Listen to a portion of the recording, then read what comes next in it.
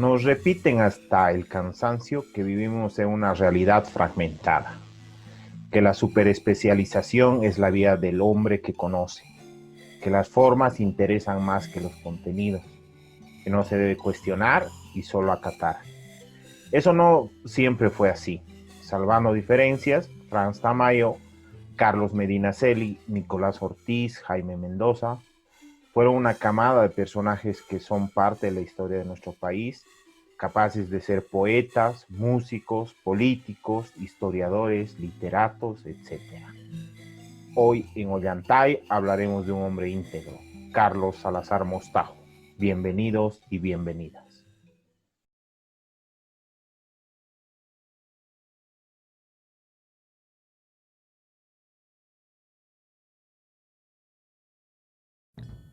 Don Carlos nació en 1916, en Italaque, departamento de La Paz. Su padre era autoridad de este municipio y su madre era una pianista muy cultivada que se dedicó al cuidado del hogar. De una familia de clase media que vivía en el área rural, Don Carlos tuvo entre sus amigos campesinos, pues su entorno estaba influido por un municipio donde floreció la música andina, por lo que su memoria estaba basada por su relación con la tierra, su gente, coloridos atuendos e instrumentos mágicos, que fueron las influencias para que Don Carlos se inicie en el dibujo. A sus 15 años, trabajaba como caricaturista de muchos periódicos, entre ellos La Semana Gráfica. En un contexto poco previo a la Guerra del Chaco, Don Carlos viajó por el país y vivió la experiencia o contacto con el mundo indígena y el abuso del que eran objeto de la oficialidad. En 1932, el padre de Don Carlos fallece y Don Carlos tiene que tomar la responsabilidad de mantener a su familia. Encomendado por el periódico a los 16 años, visita a la escuela Ayllu Erizata para sacar fotografías y realizar un reporte. Ahí conoció a Elizardo Pérez. Esta noche, en Ollantay, hablaremos sobre la vida de Don Carlos Salazar Mostajo. Bienvenidos.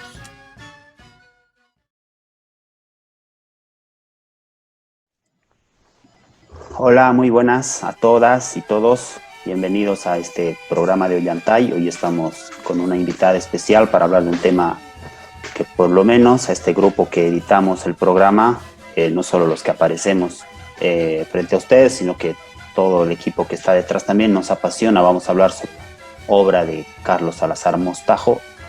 ¿Y quién mejor para hablarnos de ella? Ya que lamentablemente don Carlos nos dejó hace unos años atrás, que su hija Cecilia. Muy buenas, Cecilia, gracias por estar acá con nosotros y charlar sobre la prodigiosa obra de tu padre. Muchísimas gracias, Vladimir, muchas gracias, José María, y a Iris también, que no la veo, por la oportunidad de hablar de mi padre. ¿Cómo fue la infancia de Carlos Salazar Mostajo, Cecilia? ¿Qué ambiente social y cultural le rodeó? Bueno, mi padre tiene una autobiografía novelada que ustedes la deben conocer, que se llama La Cueva. La Cueva. Allí retrata algunos episodios de su infancia. Quizás el más llamativo es el que está descrito en el primer capítulo, cuando él iniciaba un viaje desde el altiplano de La Paz, donde sus padres tenían una pequeña hacienda, hacia la ciudad de La Paz, pasando seguramente por el puerto de Carabuco y embarcándose en una pequeña, seguramente un pequeño botecito, pero ya con algunos elementos que lo deslumbraron a él, entre ellos, por ejemplo, el foco de una lámpara, ¿no? Estamos hablando de la primera década después de haber él nacido. Él nació en 1916, seguramente estamos hablando de los años 20 del siglo XX. Lo que hace ese capítulo es dar cuenta de la sensibilidad de un niño que está saliendo del área rural, pero digamos, para alimentar con su presencia y la de esa gran cantidad de personas que seguramente estaban viviendo una experiencia similar, lo que luego iban a ser las clases medias intelectuales en el país, y que en ese siglo iban a tener un papel muy importante en el pensamiento boliviano, ¿no? Entonces, mi padre se ha criado en Italaque. Él nació en Italaque, Su padre era autoridad del pueblo y su mamá, que ejercía lo que hacían las mujeres de esa época y que se nombraba como labores de casa, se encargaba, por supuesto, de estas actividades para el cuidado de su familia. Me parece que eran 7 hermanos, ya no tengo la memoria ahorita. Y ella era una persona dedicada, cultivaba el piano, ¿no? Tocaba piano. Y en ese ambiente campesino, podríamos decir, en Italaque, pero también en esa pequeña hacienda que tenían en las cercanías de Italaque, él tomó, por supuesto, se crió en medio de un ambiente de niños campesinos que en el contexto, especialmente de la región de Omasuyos de La Paz, donde estaba esta pequeña hacienda, habían sido largamente objeto de una tremenda expoliación de las haciendas contra las comunidades, ¿no? Esta era una hacienda muy pequeñita, tenían 8 colonos, fue una herencia de la familia de su papá, que después mi padre la devolvió ya siendo adulto a los campesinos como propietarios genuinos de esa tierra. Una curiosidad más, Cecilia, generalmente la sensibilidad social, digámoslo así, y sobre todo de personas como Carlos Salazar, tienen 2 vertientes para ser esquemático, ¿no? Esta vertiente de la propia experiencia, de la vivencia y ver la lacerante realidad de opresión, explotación, sobre todo en el altiplano boliviano, que sin duda existía, pero otra es también el hecho de toparse con ideas sociales, una formación que, digamos, alimente también esta otra sensibilidad y así haya una interrelación. ¿Cómo es que se topa, con las ideas sociales, Carlos Salazar?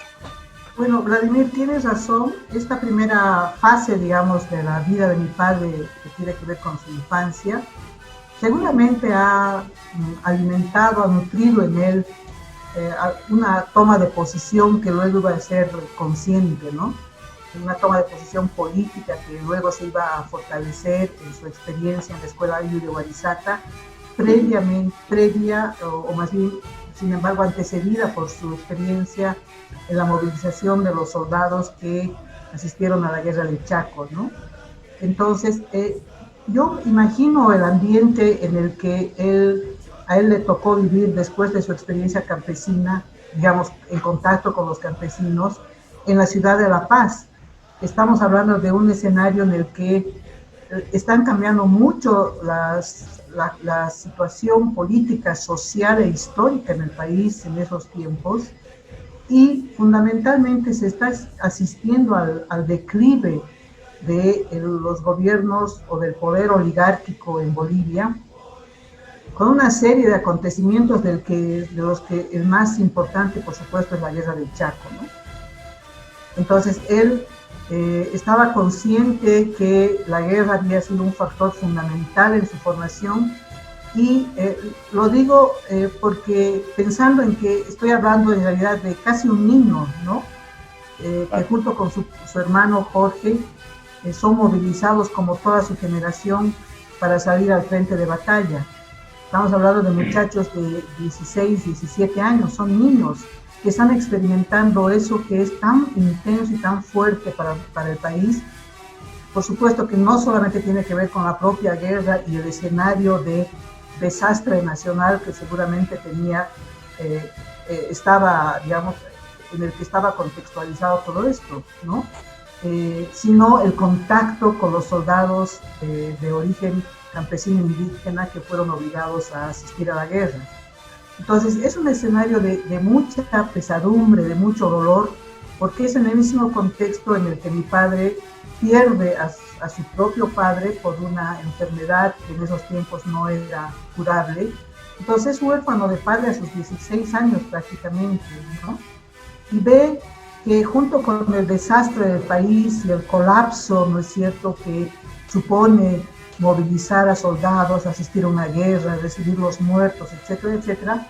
Él vive además su propio colapso cuando fallece su padre y mira diariamente el modo como su madre enfrenta esta situación, cosiendo carpas para la movilización, uniformes de soldados, tratando de alimentar a sus 7 niños, en fin. Entonces es como si confluyeran varias circunstancias que por supuesto van a terminar definiendo la personalidad política de mi padre. Cecilia, hoy vivimos un mundo fragmentado en el que la superespecialización es lo que reina, ¿no? Ya no podemos encontrar hombres tan integrales como fue su padre, porque aparte del gran legado teórico que nos ha dejado, en su obra hay una multidimensionalidad, hay un Carlos socialista, militante, hay un Carlos artista, hay un Carlos pedagogo, educador, etcétera, etcétera. Entonces, ¿qué factores de formación de su vida es de que han influido en la formación de este Carlos como hombre tan integral? Yo creo que era el ambiente, ¿no? El ambiente político, social y cultural del país, y además su propio entorno familiar, ¿no? Que condujeron a esta, digamos, forma, ¿no es cierto?, de ser, que creo que no solamente ha sido un atributo de mi padre. Me imagino que si hablamos de Carlos Medinaceli, de Arturo Borda, en fin, de las grandes personalidades que han acompañado el siglo XX en el país, estamos hablando de gente multifacética. Quizás mi padre es excepcional, es un poco más excepcional en algún sentido, ¿no? Porque efectivamente, como tú dices, la base, digamos, constitutiva de su personalidad fue sin duda su militancia política, que se forjó en ese contexto, pero que tuvo el sello particular de la Escuela de Huarizata, ¿no? Y a eso hay que sumarle, por supuesto, sus inclinaciones estéticas que, como yo comentaba con la previa entrevista con Iris, creo que comienzan a madurar también en el ambiente campesino en el que se crió, porque realmente si hay algo que él amaba en términos de lo que es la potencia cultural del país, era la música ancestral, la música indígena de Tiwanaku, ¿no? Los sicudis, en fin. Eso era algo que lo conmovía profundamente. Entonces, estamos hablando de una beta estética que se va a desarrollar luego en sus actividades artísticas, en su reflexión sobre el arte boliviano, ¿no? Y por supuesto, la Escuela Ayllu de Huarizata, que lo marca como maestro indigenista, porque así es como se titulaban los maestros en ese contexto, ¿no? Luego su militancia política, con filiación trotskista en el Partido Socialista Obrero de Bolivia, ha dejado él poesía escrita que todavía no la hemos podido publicar, ha pintado gran parte tiene una producción también en pintura, en escultura, y todo eso estaba reunido en la presencia de un hombre como los de su generación, que era autodidacta, o sea, que se formaba a sí mismo y que era formado por el contexto, ¿no? Y el otro detalle, yo creo, fundamental en la vida de mi padre, digamos, saliendo de la esfera familiar y de la experiencia de la Escuela Ayllu, fue su amistad con Carlos Medinaceli, siendo él, por supuesto, un niño mucho menor que Carlos Medinaceli. Fue su colaborador en varias publicaciones, fundamentalmente en Semana Gráfica, y también su cercanía con Arturo Borda. Mi padre tiene un retrato hecho por Arturo Borda en un momento en el que ambos se dibujaban, ¿no?, entre sí, y el retrato firmado por Arturo Borda de mi padre está mostrando a un muchacho de, como les digo, 16, 17 años, que ya formaba parte de ese ambiente intelectual que estaba surgiendo en el país con tanta potencia y tanta calidad y profundidad reflexiva, ¿no? Entonces, es el ambiente, son los encuentros casuales o, digamos, lo que va definiendo la personalidad de mi padre. Así es, como usted decía, Cecilia, la tragedia de la Guerra del Chaco fue también partera de una generación de brillantes intelectuales, militantes en este país, que fueron aglutinándose en siglas, ¿no? Nace el PIR, nace el POR, también posteriormente el Partido Socialista Obrero de Bolivia, que fue un desgajo del POR, también constituido por otra celebridad, digamos, de esa época, el señor Gustavo Navarro, Tristán Maroff. Entendemos que Carlos Salazar empieza su vida política militante en el Partido Socialista Obrero de Bolivia. ¿Cómo es que se acerca a esa organización y hasta qué momento milita ahí? ¿Cómo es esa etapa de su vida política, Cecilia? Bueno, mi padre se fue a la escuela Ayllu de Huarizaca después de que terminó la guerra. O sea, estamos hablando de 1935, 1936, pero ya había tenido noticias de lo que era la escuela Ayllu de Huarizaca, porque realmente era un fenómeno, podríamos decir, la escuela, que era objeto de mucho debate, de mucha presencia de la prensa, que insistía mucho en desplegar algunos artículos sobre la escuela, con visitantes continuos, formados por intelectuales del contexto. A Huarizaca, ya estando mi padre ahí, y seguramente antes que él también, la visitaban continuamente personalidades de la cultura boliviana, entre ellos Tristán Maroff, Eduardo Axel Mureiro, Yolanda Bedregal, ¿no? En fin, una playa de grandes personalidades que estaban comenzando a plantear sus ideas sobre la nación y sobre el problema del indio, que era como se llamaba en ese contexto, la condición de sujeción, de subyugación y opresión de los indígenas en la sociedad oligárquica, ¿no? Entonces, siendo él joven, estamos hablando ya del tránsito entre la guerra y, digamos, lo más ferviente de las luchas de Huarizaca, de una persona que tiene 18, 19 años y toma contacto con estas personalidades, ¿no? La Escuela Ayllu de Huarizaca cerró este ciclo fundacional, digamos, bajo las ideas y los argumentos de Lizardo Pérez, de los que también se nutrió mi padre, y a su vez nutrió también las luchas de Huarizaca, él con su propia personalidad, en fin. Este gran ciclo constitutivo de la Escuela Ayllu de Huarizaca terminó en 1940, ¿no? Cuando la sociedad rural boliviana intervino en una decisión del gobierno para que esto que se estaba convirtiendo en una amenaza para el establishment en ese contexto fuera intervenida por el Estado, ¿no? Entonces, en ese escenario que mi padre lo vivió de una manera muy trágica, si ustedes leen, lo han debido leer, el prólogo del libro La Huarizaca, la Escuela Ayllu de Lizardo Pérez, el prólogo que escribe mi padre, es un prólogo lleno de dolor sobre lo que había experimentado en la propia escuela, de las luchas, pero también de la caída de la escuela, ¿no? Y lo mismo se retrata en su poema Biografía de Huarizaca. Entonces, en ese escenario, llegado a 1940, él ve la necesidad de replantearse, ¿no es cierto?, su acción política a través de un partido político que es el Partido Socialista Obrero de Bolivia. Siendo maestro de la Escuela Ayllu de Huarizaca y en un contexto de intercambios que se habían producido con escuelas mexicanas, mi padre tuvo la oportunidad de estar en México durante un año más o menos, aprendiendo de la experiencia de los mexicanos, aprendiendo entre comillas, porque realmente la escuela más bien tenía mucho que enseñar en ese contexto, ¿no?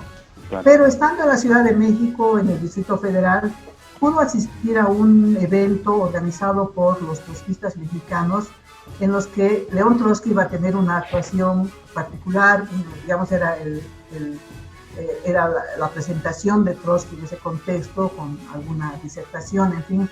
Y mi padre estuvo presente en un escenario, me parece que en la universidad, y llegó a ver a Trotsky a la distancia, muy, muy lejos, por supuesto, pero se quedó deslumbrado por esa presencia, ¿no es cierto?, cautivante, que marcó la vida de mi padre también.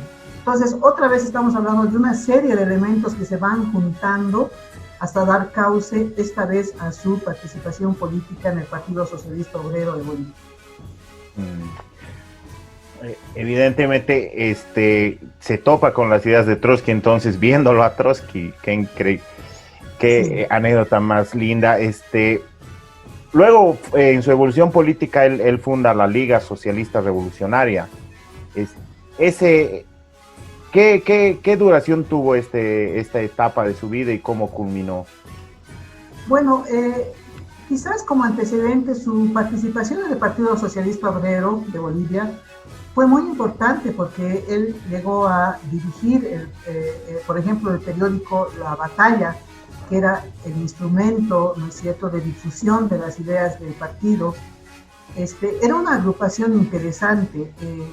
En algún momento, ojalá, tal vez alguno de ustedes se anime a revisar el archivo del Partido Socialista Obrero de Bolivia, la correspondencia de Tristán Marov, y se vislumbra la envergadura de ese proyecto político de carácter nacional, con influencia en sectores no tanto fabriles, porque el desarrollo de la clase obrera en Bolivia siempre fue, digamos, acotado en términos de la industrialización y la modernización. Eran sectores artesanales, algunos fabriles, efectivamente, en sectores femeninos de trabajadores, etcétera, ¿no? Pero hubo un momento en el que se produjo una ruptura del Partido Socialista Obrero de Bolivia, justamente porque Tristán Marov, mi padre lo justificaba, decía, el cansancio, el hartazgo de la política boliviana, el asedio permanente del que fue objeto Tristán Marov, de las fuerzas que concurrían para atacarlo, en fin, y daba su propia personalidad, esto se complicaba mucho más aún. Entonces, en algún momento Tristán Marov optó por otra postura política, digamos, casi haciendo una concesión, pero por su propio agotamiento, decía mi padre. Y a partir de entonces el partido intentó refundarse, pero siendo una organización de una escala menor, ya sin esa gran y espectacular presencia que había tenido hasta entonces, fundamentalmente por un hecho histórico que es relevante y que hay que destacar: la presencia del MNR en los sectores obreros, que era una presencia hegemónica, terminó acabando con estas pequeñas agrupaciones sin recursos, ¿no es cierto?, sin tener las posibilidades desde el Estado de hacer algo, ¿no? Entonces, era inevitable el declive y, sin embargo, mi padre, que era muy convencido de la necesidad, ya no tanto de influir directamente en los sectores obreros, sino en los sectores intelectuales, mantuvo una pequeña agrupación que, como ustedes dicen, se llamó Liga Socialista Revolucionaria. Estamos hablando de los años, principios de los años 60, bajo el asedio también esta vez ya de los gobiernos militares, ¿no es cierto?, que impedían que fluyeran las ideas como es posible hacer en otros contextos. Y la Liga Socialista Revolucionaria lo que hizo sobre todo fue producir ideas que se plasmaban en boletines. Llegaron a sacar 7 boletines con cierta regularidad, y el último lo sacaron en el año 79, que se llama Balance y Perspectivas de la Central Obrera Boliviana. Estamos hablando de un contexto de apertura democrática, donde otra vez es posible salir para el debate político, ¿no? Entonces, fue un ciclo largo, digamos, pero con una acción más intelectual, más reflexiva, de corto alcance, y con una agrupación de una escala mucho menor a la que en su momento fue el Partido Socialista Obrero de Bolivia. Hasta el 79 más o menos hemos hecho el recorrido en esta primera etapa, este primer corte que hemos querido hacer para explorar en la vida de Carlos Salazar. Hasta el 79 decíamos hecho el recorrido político, después ha corrido mucha agua bajo el puente, la recuperación de la democracia, el neoliberalismo, décadas de neoliberalismo.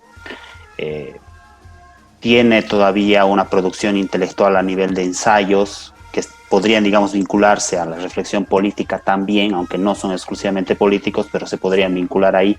¿Cuál fue, digamos, las preocupaciones políticas de la última etapa, salto, ¿no?, de la última etapa, ya entrando fines del siglo XX, inicios del siglo XXI, de don Carlos Salazar? ¿Cómo miraba ese país tan cambiado que era Bolivia ya para esa época?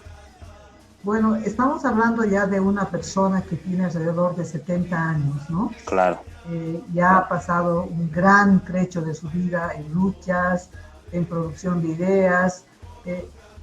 Me olvidaba mencionar que uno de sus textos en el contexto de la Liga Socialista Revolucionaria es Caducidad de una estrategia, ¿no? Mi padre lo produjo en la casa, en la cocina, con una multicopiadora, manchándose las manos con tinta. Él mismo diseñó la tapa, él mismo cosió las páginas, en fin. Lo que quiero señalar con esto es la posición radicalmente antinacionalista que tuvo mi padre, por influencia seguramente de Tristán Marov, que era uno de los clavos del zapato del nacionalismo revolucionario en el contexto de la revolución, ¿no? Pero en el caso de mi padre, no quiero, por supuesto, desmerecer la obra de Tristán Marov, de ninguna manera. En el caso de mi padre, toda esa postura se vuelca en una crítica muy fuerte contra el nacionalismo revolucionario. Claro. Entonces, podrán imaginar ustedes lo que para él supone la figura de Víctor Paz Estenssoro, que para la historia oficial es una figura ética, ¿no? Es el estadista por excelencia. Mi padre no lo consideraba así. Consideraba que en realidad la historia de Bolivia estaba manchada por esa presencia que siempre había sido ambigua, diletante, ¿no? Pero la historia oficial ha recogido a Víctor Paz Estenssoro como el gran presidente de la modernización del país, como el estadista por excelencia, en fin. Ahora, todo esto en el contexto ya del advenimiento de la democracia. Mi padre tuvo alguna cercanía con Hernán Siles Suazo, eran amigos, digamos, de los viejos tiempos, pero esta cercanía nunca hizo que él declinara de su postura política, que por supuesto luego, ya en el contexto en el que el propio MNR toma posturas neoliberales, mi padre nuevamente aprovecha para hacer una crítica muy fuerte, pero en este caso más enfocada hacia la propuesta de la Ley de Reforma Educativa de 1994, que se produce en el contexto multiculturalista, ¿no?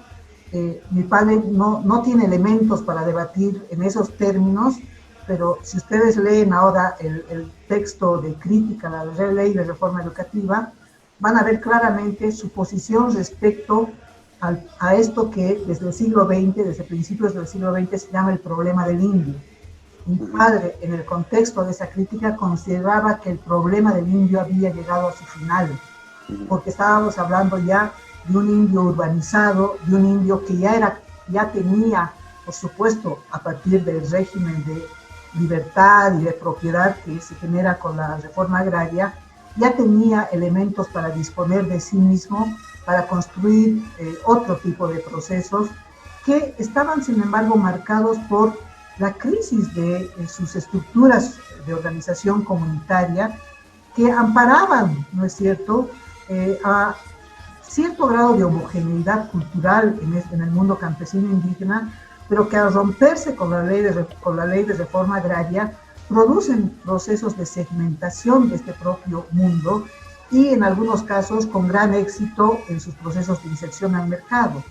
Entonces, ¿de qué hablamos con relación al indio en ese contexto? Mi padre escribió este libro en 1995 y creo que es muy actual porque, por supuesto, toma tiempo y distancia el apreciar el curso de los hechos, ¿no es cierto?, si se los observa sobre todo desde el punto de vista de una reflexión que está sustentada en el materialismo histórico, ¿no es cierto?, en una lectura adecuada de la relación entre economía y sociedad, los elementos culturales no como elementos que fosilizan a los sujetos, sino que le dan vida en tanto estos sujetos se insertan a la modernidad.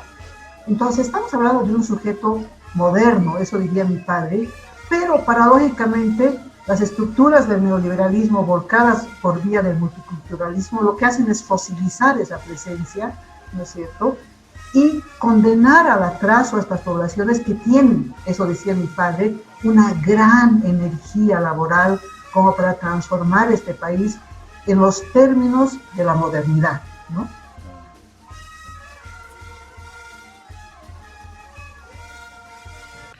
Su sensibilización a la realidad indígena campesina se reafirma cuando realiza el reportaje en la escuela y se queda deslumbrado por el contraste de la vida de los campesinos en la escuela y su vida en la guerra del Chaco. En Warisata vio la libertad de los indígenas. Eso lo marca y lo hace quedarse en la escuela. Don Carlos se formó en la escuela Ayllu para ser maestro, en la práctica y más adelante la formación de otros maestros. A los 19 años se ve como Warisata recibe varias visitas de personajes políticos, antropólogos, etc., entre ellos Tristán Marov, uno de los fundadores del Partido Obrero Revolucionario y más adelante fundador del Partido Socialista Obrero Boliviano, PSOB, quien tendría ideas con las que simpatizaría don Carlos. En 1938 realizó sus estudios complementarios en México y ahí asistió a un evento organizado por marxistas en el que participó León Trotsky, lo cual afianzó la ideología de don Carlos. Para formalizar su condición de maestro, se titula en 1939 y recibió su título de maestro rural normalista en la Institución Normal de Warisata. Fue su director entre los años de 1936 a 1940. Este último año también fue director de la Escuela Normal Rural de Caiza D, en Potosí. Su apego a las artes se consolida cuando conoce a Mario Alejandro Illanes, muralista, quien asiste a Warisata para pintar murales a pedido de Elizardo Pérez, lo que induce a la participación de los niños y maestros en el pintado. Y así quienes participaban conozcan más del arte y se interesen más por formarse en él. En 1940, Warisata es tomada por las fuerzas oligárquicas y expulsan a sus profesores.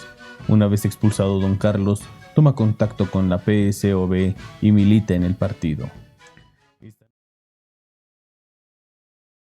La pregunta sería, ¿cómo es que Carlos se encuentra con el proyecto de Warisata? Bueno, como les había mencionado, Warisata era ya una experiencia conocida en el ámbito nacional e internacional, ¿no? Entonces, en alguna ocasión en la que Elizardo Pérez visitó el periódico La Semana Gráfica para alguna entrevista, no tengo claro la figura, por primera vez él le dio un apretón de manos a Elizardo Pérez y se conoció con él. Y le quedó la inquietud, ¿no es cierto?, de qué era eso que se estaba produciendo en la región de Omasuyos, en el altiplano de La Paz. Entonces, al volver de la guerra, este encuentro fue previo a la guerra, al volver de la guerra, mi padre fue encomendado por el periódico, por Carlos Medina Celi, para que fuera a Warisata a hacer un reportaje sobre esta experiencia. Mi padre se fue con una pequeña camarita doméstica para sacar algunas fotografías, pero desde el momento en que llegó a los ambientes de la escuela Ayllu, estamos hablando ya de 5 años después de haber sido fundada, en 1936, se queda deslumbrado, ¿no es cierto?, con lo que para él era un encuentro estético con el mundo indígena liberado de las sujeciones feudales, ¿no? Entonces, cuando él hablaba de este primer encuentro, decía que lo había deslumbrado la libertad con la que actuaba el indio y la alegría con la que construía su propio porvenir, digamos, materializado en una escuela que, como ustedes saben, era conocida en ese contexto como la taica, o sea, como la madre protectora del mundo indígena, y que en tanto se fue reproduciendo por todo el país bajo características específicas de cada región, estaba sin duda constituyéndose en una amenaza para el poder oligárquico, pero no por vía de la violencia, sino por vía de la liberación de la conciencia, que era lo que destacaban tanto Elizardo Pérez como mi padre con relación a lo que significaba Warisata en términos de emancipación.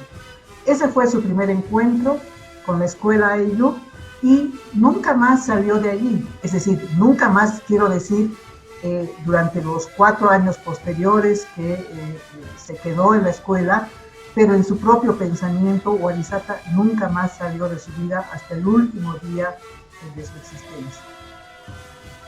¿Y en qué papeles se desenvolvía dentro de Warisata, don Carlos? Bueno, como ustedes comprenderán, por el contexto mismo del que hemos estado hablando, eran las personas que estaban trabajando en la escuela Ayllu de Warisata, eran requeridas para todo, ¿no es cierto? Claro. Podían palear la nieve, traer piedras de la cantera para seguir con la construcción, daba clases a los niños, a los jóvenes, por supuesto participaba de las deliberaciones del Parlamento Amauta con la distancia respetuosa a la que ellos mismos se obligaban respecto a la autonomía de estas organizaciones. Iba a tomar contactos con otras comunidades en su caballito, escribía, en fin, sacaban el periódico Mural. Entonces, estamos hablando de personas que están dedicadas a todo, ¿no es cierto?, en tanto sean requeridos, ¿no?, para que esto funcionara. Como decía José María, la especialización en contextos de lucha no tiene sentido, ¿no? Uno tiene que darles toda su energía a su compromiso, y ese compromiso hace que hagas lo que tengas que hacer en ese contexto, ¿no? Entonces, hacía de todo como los demás. Es muy buena descripción. En su obra La Taica, donde le da un fundamento filosófico, pedagógico, político, social a la obra de Warisata, algo que ni siquiera, digamos, los fundadores, entre ellos Elizardo Pérez, pudieron hacer. Digamos, Carlos Salazar sistematizó una visión del significado, ¿no?, y de una interpretación de lo que implicó esa grandiosa experiencia que fue la Escuela Ayllu. Ahí hace una referencia que a mí me llamó mucho la atención, en sentido de que considera que, un poco a contrapelo de una visión tradicional de la izquierda revolucionaria en Bolivia, que ve la revolución como un hecho básicamente militar, Carlos Salazar en La Taica dice que los revolucionarios son abiertos, ¿no? ¿En qué sentido? En que se desarrollan en múltiples dimensiones. Una de las dimensiones de los procesos revolucionarios, dice, son las batallas culturales o las luchas culturales. E inscribe precisamente a Warisata como parte de una lucha cultural, de un proceso revolucionario. Y es increíble, parece un visionario, porque uno ve la cronología de historia de Bolivia y viene Warisata, pasa un tiempo y la revolución del 52. Es decir, es una cosa, es una muy buena lectura, digamos, ¿no?, del papel que juega para la historia de este país Warisata. ¿De qué me gustaría profundizar un poco más, o quizás redondear, porque algunos elementos ya se han soltado? ¿De qué manera se podría dimensionar esta experiencia de Warisata en la evolución intelectual, política e incluso humana de don Carlos Salazar? Bueno, fue el eje de su postura política, ¿no? Una postura política que podríamos decir terminó siendo trotskista, pero no bajo los términos tradicionales o conocidos del trotskismo. Mi padre era muy crítico en general con los trotskistas. Él mismo decía: yo no soy trotskista, aunque admiraba profundamente la figura legendaria de León Trotsky. Amaba esa figura, ¿no? Tenemos un retrato de Trotsky pintado por mi padre, que es un poco testimonio de esta casi devoción que sentía por esa presencia. Pero les confieso que él mismo no se sentía trotskista en los términos en los que habitualmente se conoce el trotskismo. Era muy crítico con el trotskismo, ¿no? Creía que había habido cierta desvirtuación del trotskismo respecto a la presencia libertaria de León Trotsky, ¿no? Es decir, de esto que estamos hablando y que también tiene que ver con la experiencia de la Escuela Ayllu. Era una experiencia libertaria, creada en la práctica, sin teorización. No tenían tiempo de teorizar nada. Eso era, digamos que estaban en un momento en el que los hechos contaban, ¿no? Algo de literatura, dice él, marxista, conoció en ese contexto, pero por la vía de Mariátegui. Les llegaba la revista Amauta de Mariátegui. Entonces era un marxismo interpretado en el contexto de los Andes y enriquecido, por supuesto, por la maravillosa obra de Mariátegui. Entonces, algo de eso contó para su formación política, y después la experiencia del Partido Socialista Obrero, ¿no? Entonces, ¿cuál es el impacto? Yo creo que el impacto fue sobre todo humano. O sea, porque, digamos, se los digo un poco sin haberlo pensado mucho, sino un poco interpelada por la pregunta, ¿no? El contacto con el mundo indígena, el hecho de que esos hombres y mujeres fueran sus compañeros de lucha, ¿no? El contacto con Mario Alejandro Illanes y su obra Mural en Warisata, la propia presencia de Elizardo Pérez, era una presencia mística en ese contexto, o su amistad con Eduardo Arce Loureiro, una presencia extraordinaria en el país que no se conoce, ¿no? Eduardo Arce Loureiro es un gran desconocido para la intelectualidad boliviana y peor para los jóvenes, ¿no? Entonces, creo que el impacto fue humano, pero no estoy hablando de un humanismo burgués, estoy hablando de un impacto humano desgarrado por la explotación del indio, por los vejámenes que sufría y por supuesto por la destrucción de su escuela, ¿no? Que fue el acto que él rememoró siempre como el acto más vil, ¿no es cierto?, de la historia política boliviana y sobre la cual él también reclamaba algo. Él decía, los intelectuales bolivianos han sido indiferentes con la escuela Ayllo de Huarizaca. Nadie ha escrito sobre la escuela Ayllo de Huarizaca, estaban mirando otras cosas y no esto, ¿no es cierto?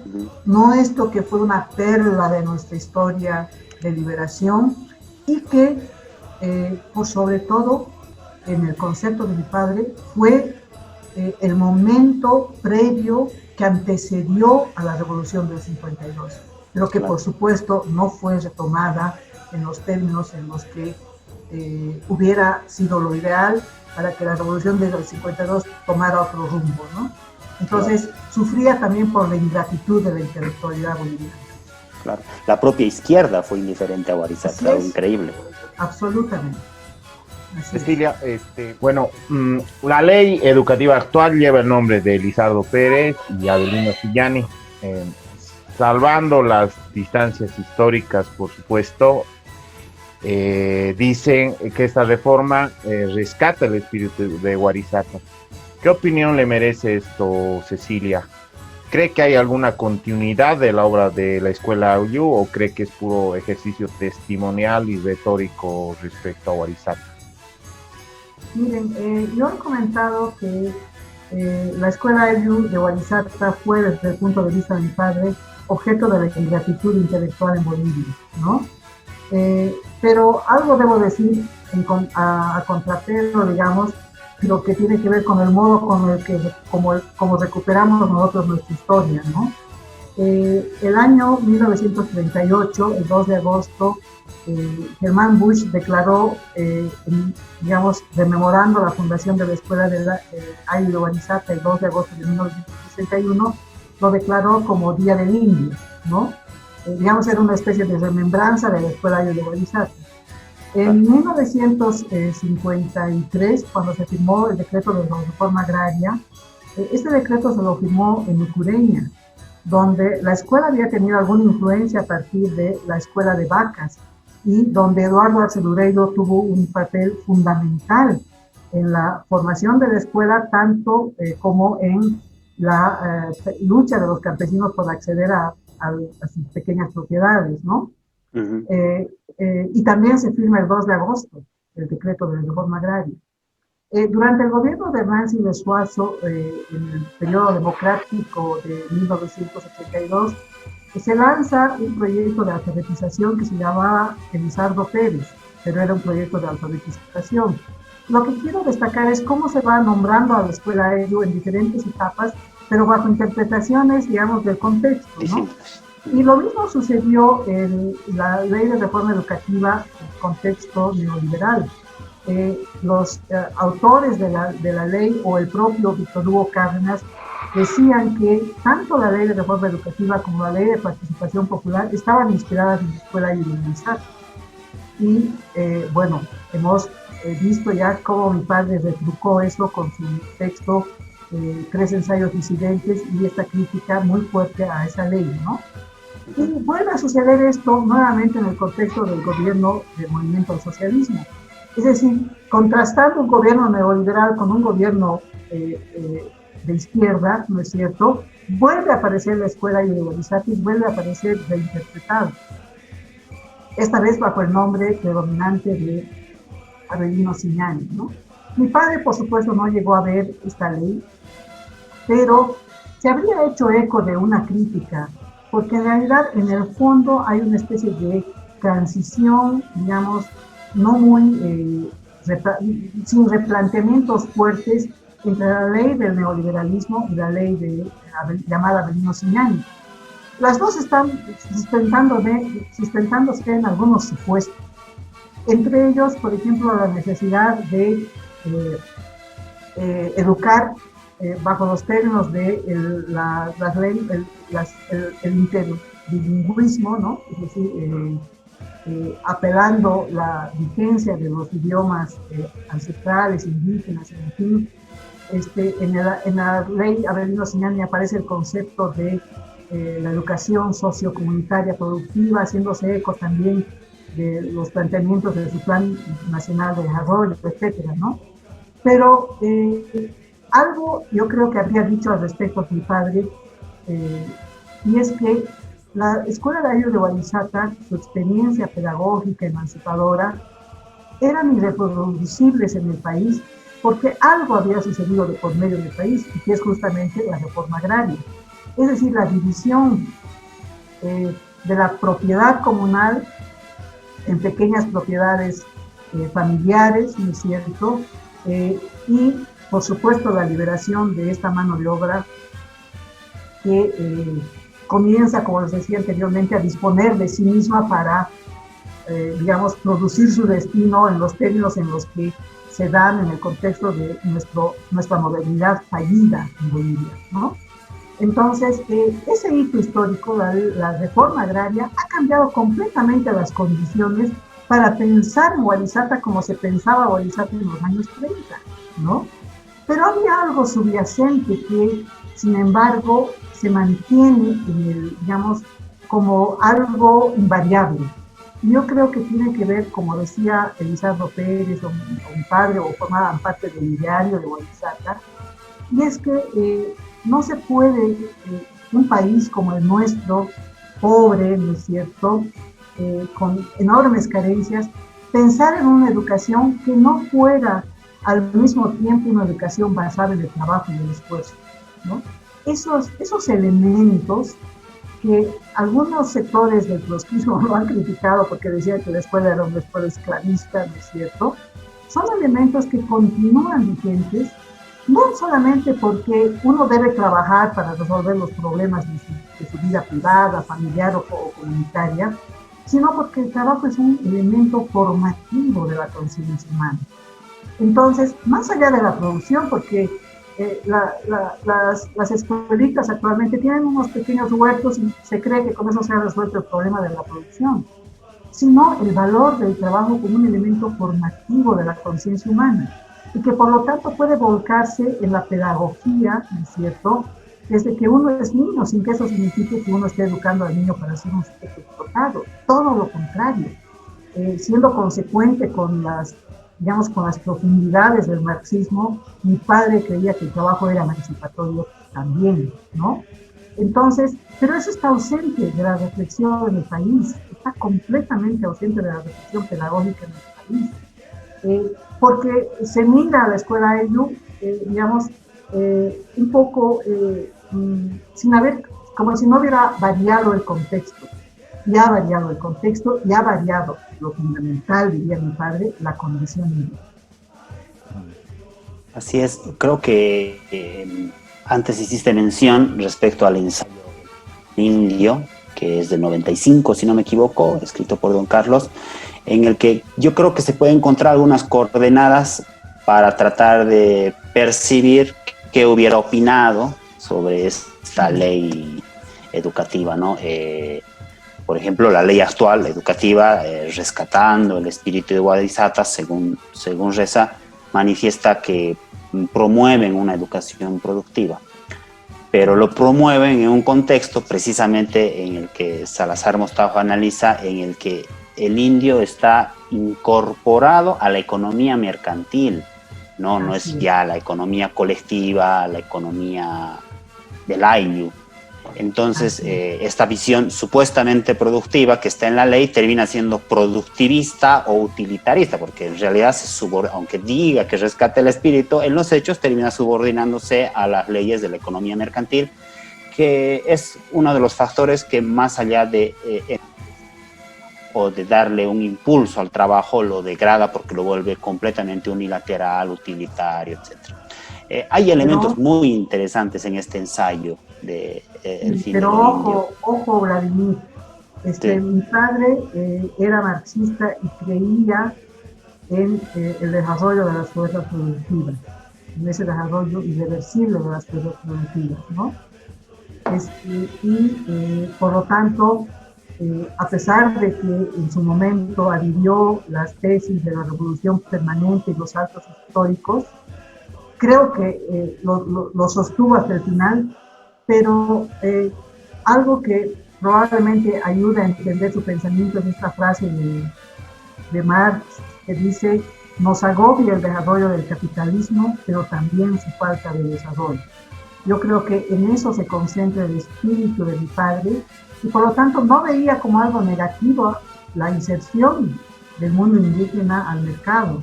Y creía que esa era parte del desarrollo de fuerzas productivas.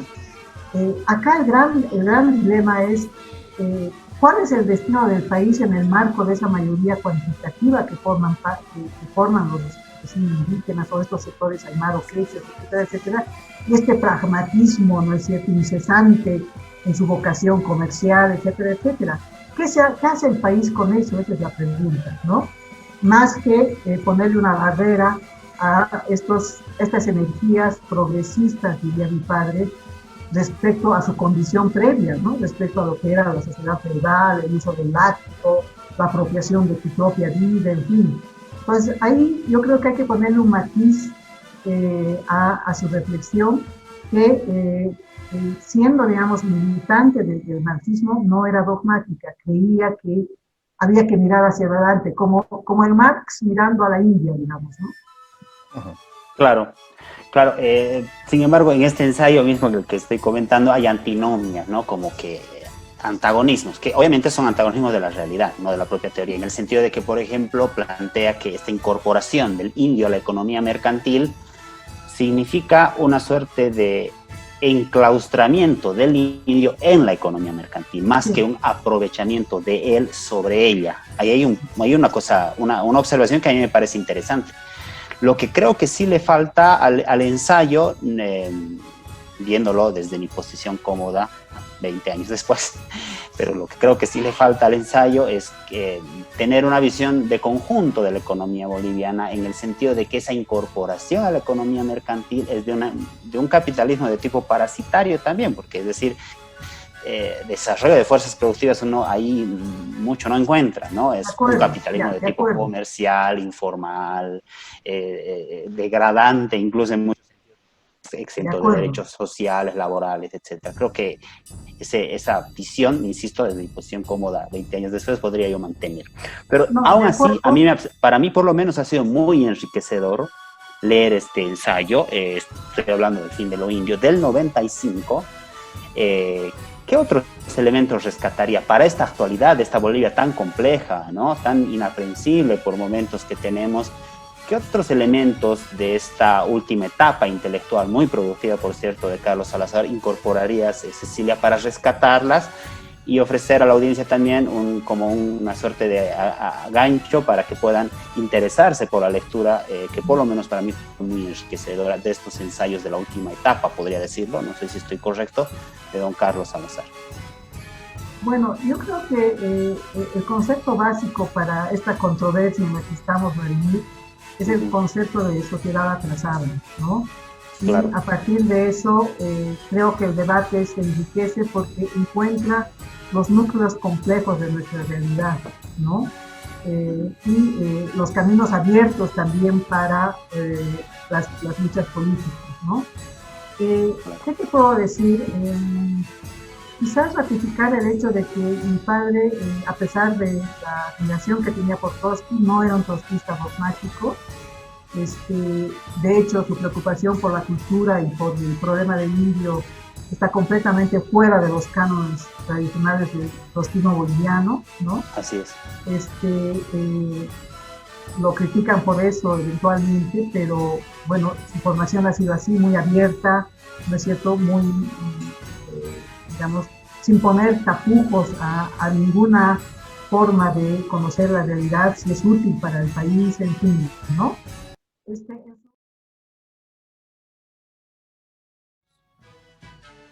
Don Carlos participó en la Revolución del 52, pero hubo un momento donde se rompió su relación política con Tristán Marov y el PSOB tuvo un declive político.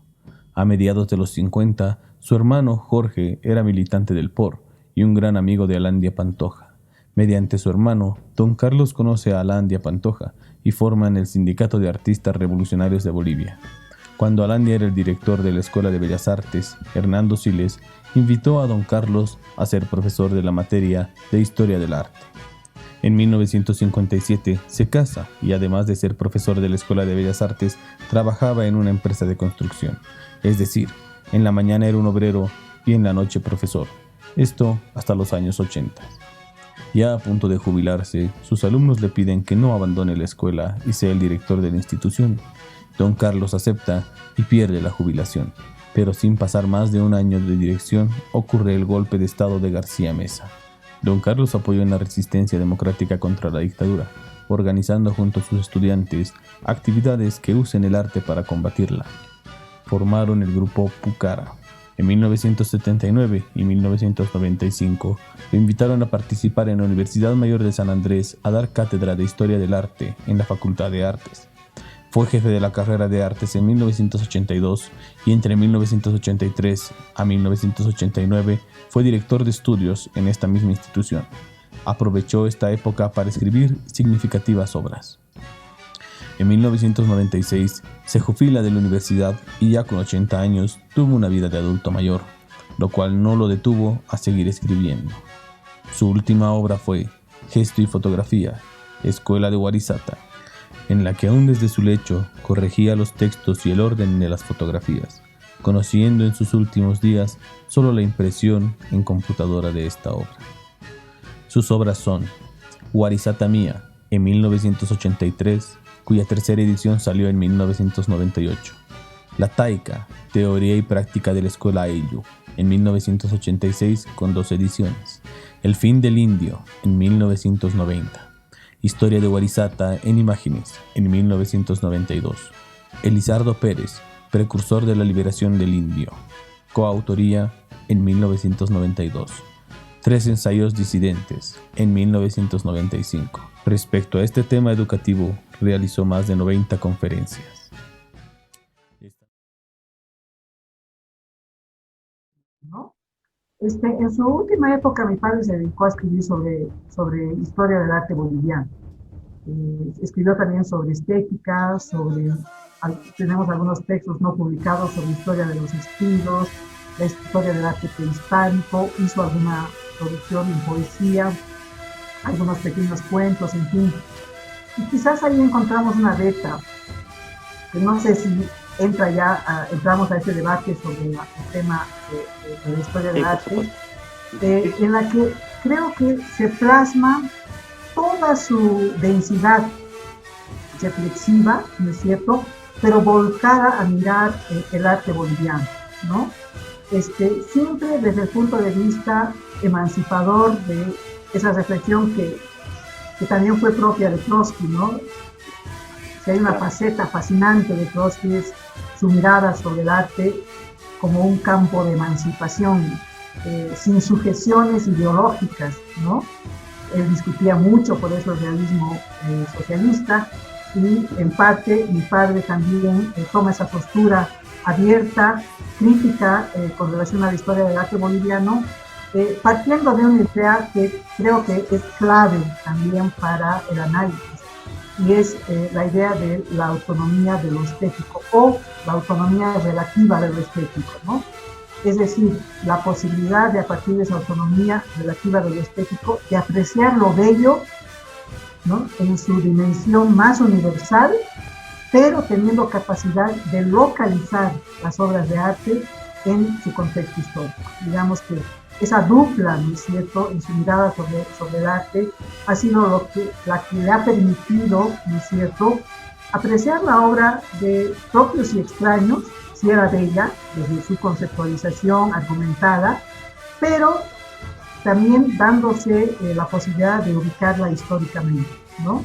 Entonces, creo que ese es un aporte reflexivo que tampoco se lo conoce mucho, porque a mi padre como historiador del arte se lo considera como una persona que hubiera orientado la actividad estética en el país bajo cierto tipo de parámetros fijos, por ejemplo el indigenismo, cosa que no es así.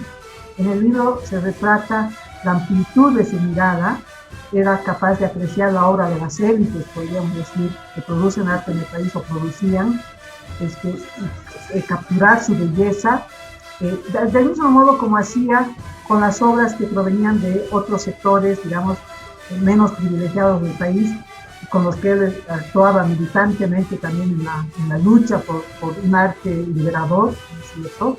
Pero sin concederles a estos últimos tampoco una apreciación paternal o paternalista sobre su obra. Era muy ecuánime, aunque su corazón ya sabemos dónde estaba, ¿no? Claro. Una pregunta de contexto, Cecilia. ¿Qué es lo que le atrae? ¿Qué es lo que provoca, mejor dicho, esta concentración en la última fase de su vida en los problemas estéticos y artísticos? Bueno, yo creo que fue el contacto con Mario Alejandro Illanes en la Escuela Ayu de Guarizata, que a él lo impacta mucho. De hecho, él mismo comienza a producir su propia obra de caballete. Alguna vez ha expuesto en el Salón Municipal en esos tiempos. Tenemos todavía gran parte de su obra en casa. Y su experiencia en la Escuela de Bellas Artes de La Paz, ¿no? A la que ingresa en 1958 como profesor autodidacta de Historia del Arte, gracias a la invitación de Miguel Alandia Pantoja, con quien había trabajado, había hecho un trabajo sistemático alrededor de lo que se llamaba el Sindicato de Artistas Revolucionarios de Bolivia, ¿no? En pleno proceso efervescente de la revolución, ¿no? Entonces fueron también una serie de elementos que van confluyendo para, digamos, catalizar esta vocación por la mirada crítica del arte boliviano. Por cierto, ese sindicato es el que impulsa la creación de la Central Obrera Boliviana. Se dan las bases teóricas, organizativas desde ese sindicato, desde el Sindicato de Artistas Revolucionarios de Bolivia, junto a Miguel Alandia Pantoja. Estaba también Jaime Sáenz, que era muy chico todavía, etcétera. Una historia fascinante. Yo quería resaltar de que la obra artística sobre el arte de Carlos Salazar Montajo es de gran envergadura. Bueno, incluso la que ha dejado y todavía no se ha publicado, sabemos, porque él, como usted ha mencionado, ha sido docente de historia del arte, y para él era una preocupación constante tratar de reflexionar sobre la historia del arte en Bolivia, que nadie lo había hecho. Bueno, estaba ahí Teresa Gisbert, etcétera, pero él tenía ciertas observaciones a este trabajo.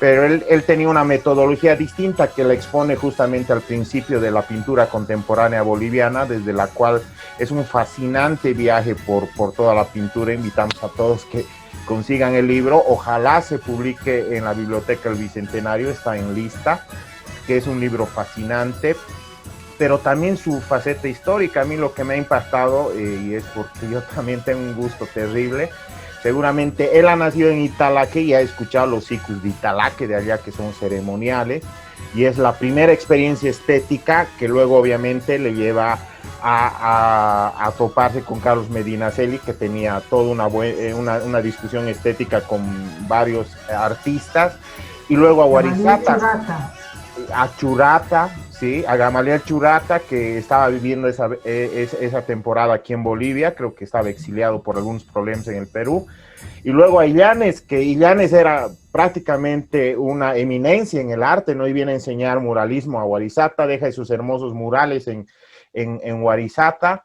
y bueno, él también se dedica como usted, yo no sabía la verdad de que era como su maestro Héctor Borda y se dibujaban mutuamente, y que hay por ahí algunos retratos entre ellos. Creo que una de las ediciones de Guarizata está también con una pintura de Carlos Salazar que se llama La creación de Guarizata, si no me equivoco. Entonces es una producción demasiado amplia, ¿no? Y digna de rescatarse. ¿Qué más invitaría usted a nuestro público para que se interese por este aspecto? Obviamente está el libro Dialestética, no sé ¿Qué otras cosas? Porque es muy difícil conseguir a veces, pero de todos modos podemos ver. A mí me interesaría señalar una parte de su libro Historia del Arte, que quizás cuando uno la lee por primera vez no encuentra una concreción de este aspecto que quiero señalar. Mi padre fue docente de la Escuela de Bellas Artes de La Paz, que fue una escuela creada en 1926 y por supuesto ustedes se imaginarán, entre 1926 y 1952, quienes asistían a esta escuela eran quienes podían pagar su educación y dedicarse al arte como una actividad improductiva, por lo tanto tenía que estar necesariamente respaldada por otro tipo de recursos, ¿no? Entonces era una escuela de élites, pero a partir del 52 se democratizó, como se democratizó toda la educación en Bolivia, ¿no? Todos los accesos se abrieron para ese caudal, ¿no es cierto?, de hombres y mujeres libres que existieron en ese contexto, ¿no? Entonces, siendo profesor de Historia del Arte en la Escuela de Bellas Artes, por supuesto se dedicó a formar artistas, ¿no? Entonces, estos artistas recibieron la influencia de esta persona de la que estamos hablando, y algo ha debido impactar en cada uno de ellos o en una parte de ellos esta presencia. Con algunos datos interesantes, uno de ellos tiene que ver con el modo como enseñaba él Historia del Arte Universal. Enseñaba, algunos de sus críticos que venían de los sectores más dogmáticos de la izquierda boliviana, decían que enseñaba Historia del Arte como un anarquista, ¿no es cierto? ¿Por qué? Porque mi padre enseñaba Historia del Arte comenzando por el siglo XX. Y a medida que iban subiendo los muchachos en sus niveles, se formaban durante 5 años en la escuela, él iba retrocediendo en su cronología inversa, digamos, sobre la historia del arte. ¿Con qué objetivo? Con el objetivo de que estos muchachos, en un primer escenario, recibieran el impacto del arte moderno, ¿no es cierto? Tomando en cuenta que muchos de ellos desertaban de la escuela y se iban sin haber concluido sus estudios, pero ya habían recibido información actualizada sobre lo que era el arte.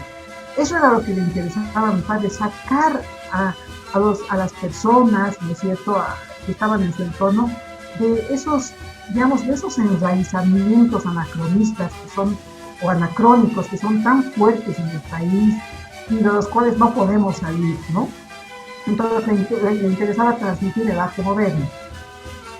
Y ese hecho impactó mucho en la generación que después salió a producir arte, que es la generación de 1976. ¿Por qué hablo de la generación de 76? Porque esta es una generación que ya cuando se abre la democracia, ¿no es cierto?, cuando ya estamos en plena apertura democrática, puede decir lo que siente y lo que el país ha ido acumulando en tiempos de dictadura en términos de expresión estética, ¿no? Y esta es una generación que forma parte de lo que entonces se llamó el Grupo Pucara, con el que mi padre tenía un vínculo muy estrecho, eran sus alumnos, digamos, ¿no es cierto? Y esta generación tuvo un papel brillante en la resistencia a las dictaduras después, digamos, estoy hablando del 79, del 80, brillante, con una producción brillante, ¿no? Desafiante al poder militar, a lo propio, ¿no es cierto?, a lo que estaban sometidos los derechos humanos, en fin. ¿Y quién habla de esa generación? Nadie. En el libro, como les digo, esta información está un poquito dispersa, no se concreta, pero creo que hay que darle esa mirada, pero también asumiendo lo que eso supone para un país como el nuestro. Es el brillo de una generación, ¿no es cierto?, que ilumina un momento de nuestra historia, influenciada por esta presencia que era la de mi padre, ¿no es cierto?, pero que rápidamente entra en declive. ¿Por qué? Porque se tienen que ir al exilio, porque se dispersan, y después ya en pleno proceso neoliberal, porque es una generación que no recibe el estímulo del Estado para seguir produciendo. Ustedes saben que hay un concepto muy estrecho respecto a lo que es el artista plástico en países como el nuestro, ¿no es cierto? Es la persona que por hobby, ¿no es cierto?, experimenta algunas, sensaciones estéticas y las traslada al lienzo, a la escultura, en fin. Y otra vez, retomando los principios, digamos, básicos del pensamiento de mi padre, la actividad estética es una actividad que tiene que ver con el trabajo. Es un trabajo ser artista, producir arte, es producir algo en los términos en los que digamos, este concepto se relaciona con el trabajo. Ahora, en un país como el nuestro, en el que la indiferencia del Estado es tan terrible, tan profunda respecto a la cultura, a la producción estética, por supuesto que les van a sobresalir y van a sobrevivir a las circunstancias adversas socioeconómicamente, van a ser los que pueden. Entonces, esta generación es brillante en su momento y luego entra en declive y se tienen que dedicar a actividades para ganar el sustento cotidiano, porque además son padres de familia, etcétera, etcétera, y dejan de producir, ¿no? Creo que ese tipo de mensajes también son fundamentales de plantear, porque el país necesita producir estética a ese nivel, ¿no? Pero no lo va a hacer si en tanto no resuelva una reconceptualización respecto a lo que es la producción estética como trabajo, y por lo tanto si no genera las condiciones para quienes tengan esa vocación, puedan desarrollarla en condiciones absolutamente autónomas y libertarias, sin condicionamientos políticos de ninguna naturaleza, que es el otro principio de la producción estética, ¿no? Entonces, ¿a qué invito yo? A que revisen esas páginas en las que se habla de esta generación, bajo este contexto, pero también considerando la penosa situación del país, que no ofrece condiciones para el trabajo estético, y por lo tanto generaciones tan brillantes como esta queden llevadas al declive. Cecilia, la historia del arte ha sido publicada, porque solamente tenemos el dato que era una obra inconclusa, inédita. Ha sido publicada en 1987, voy a verificar, pero se ha agotado porque es una publicación de la editorial La Juventud, que colaboró mucho con mi papi, y estamos esperando que la publique la Biblioteca del Bicentenario, ¿no? Ojalá no se trunque el proyecto. Esa es la historia de la pintura contemporánea boliviana. Sí, historia de la pintura contemporánea de Bolivia. Sí. Entre la obra publicada, que lamentablemente la mayoría es difícil de conseguir, está algo, digamos, que es muy relevante para conocer la personalidad y el aporte de don Carlos Salazar. ¿De qué tanto volumen es la obra no publicada, Cecilia? La obra inédita. Dependiendo un poco de qué estamos hablando, tiene poesía, que ojalá algún rato podamos hacerlo. Ahorita estamos más dedicadas en la edición de la correspondencia de mi papi con Eduardo H. Ribeiro, que es una correspondencia voluminosa, ¿no? Y muy rica. Es realmente la historia del país narrada a través de cartas personales llenas de reflexiones políticas, artísticas, culturales, incluso del país y todo el mundo, ¿no? Entonces eso estamos preparando, pero como les decía, además tiene obra poética, algo ha publicado él, un pequeño librito que se llama Versos a Carmela, tiene esta historia de los estilos, que no es muy grande, hay que transcribirla, no es cierto, comenzar con el trabajo. Tiene una historia de arte prehispánico, tiene, creo que es básicamente eso. A su manera él ha hecho publicaciones muy modestas, ¿no? De pequeña escala, claro. En fin, como podía, pero se ha vuelto a publicar Caducidad y Estrategia, y lo que sí me interesaría mucho es volver a publicar los boletines de la Liga Socialista Revolucionaria. Son muy valiosos, circulaban de una manera masiva, especialmente en La Paz, y con mucho eco en las juventudes socialistas del país. Eso es algo que, por lo menos para nosotros, es un tema, José María, que hay que asumirlo, que me interesa mucho porque conocemos solamente Caducidad y algunas tesis fundacionales de la SR y más nada, así que sería muy grato para nosotros encontrarnos con este material. Bueno, Cecilia, te lo voy a hacer llegar. prometo. Te vamos a agradecer mucho. Cecilia, ha sido un placer para nosotros. Teníamos esto pendiente mucho tiempo. Yo creo que se nos abre, ojalá, una puerta, un sendero por lo menos, para seguir explorando la obra de una persona que es clave del siglo XX boliviano, ¿no? Tanto por sus obras materiales, digámoslo así, como Warisata u otras, también como por sus obras espirituales tangibles, que también tienen que seguir alimentándonos a todos los que nos preocupa cualquier recóndito, cualquier esquina de la comprensión de este país. Muchas gracias, Cecilia, por haber estado aquí con nosotros. No, yo soy la que tiene que agradecerles, Vladimir y José María, profundamente, porque digamos que es una manera de curar las heridas que se llevó mi padre a la tumba cuando se refería a la ingratitud de la intelectualidad boliviana con relación a la experiencia de Warisata. Realmente la presencia de ustedes es ejemplificadora, son jóvenes, hacen un trabajo excelente, realmente se dedican a lo que están haciendo con un compromiso que yo destaco y ojalá mi padre hubiera podido verlo. Mi padre creía mucho en la juventud, sus grandes amigos eran jóvenes y yo creo que los hubiera apreciado muchísimo como yo lo hago ahora. Muchísimas gracias a ustedes por el trabajo. Gracias, Cecilia. Ha sido un especial sobre Carlos Salazar Mostajo de Ollantay. Nos despedimos de la audiencia. Muchas gracias por la entrevista. Gracias. Dejo mi alma en la cima de los cerros en busca de la fecunda Pachamama de los Andes.